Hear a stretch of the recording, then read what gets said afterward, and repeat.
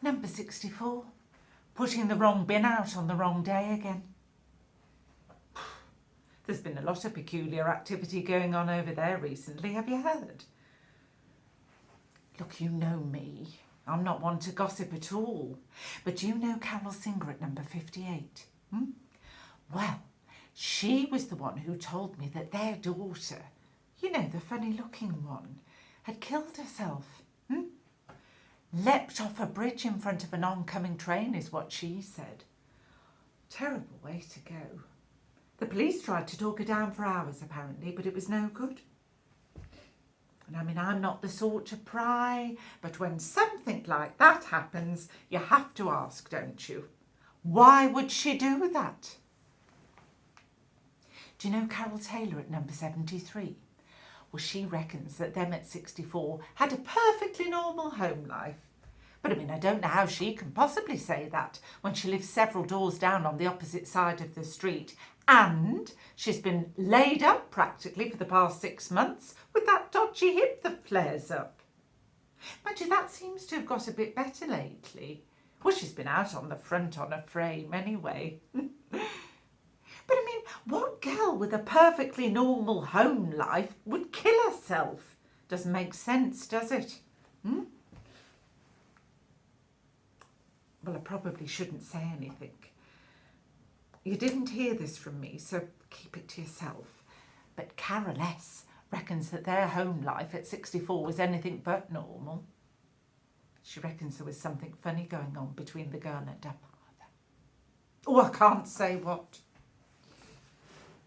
Mind you, that's coming from Carol S., whose own husband wears those mismatching slippers and doesn't seem to like to get up and dressed before noon.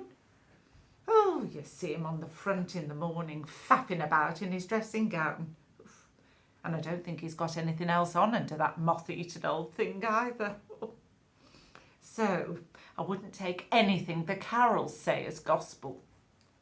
Besides which, you know Sue at the Londis on the corner? Sue. Well, her lad goes to the same school as them at 64. And she reckons their funny-looking girl had developed a crush. Bit of a bruiser. Not particularly nice. Bit of a treat 'em mean to keep 'em keen type, you know. Well, he didn't want to know, apparently. Spurned her advances, if you like. And that's why she leapt off a 30-foot bridge into an oncoming train while yelling out his name. Mind you, I don't know whether I trust a lot that Sue says or does either. She's shortchanged me more than once. Added to which, Tricia. Now, I don't think you know Tricia, but her husband works for the railways and he told her something else entirely. Reckons the lad was trying to get away from the funny-looking girl and pushed her in front of the train, which seems highly unlikely to me. Anyway, you didn't hear any of that from me.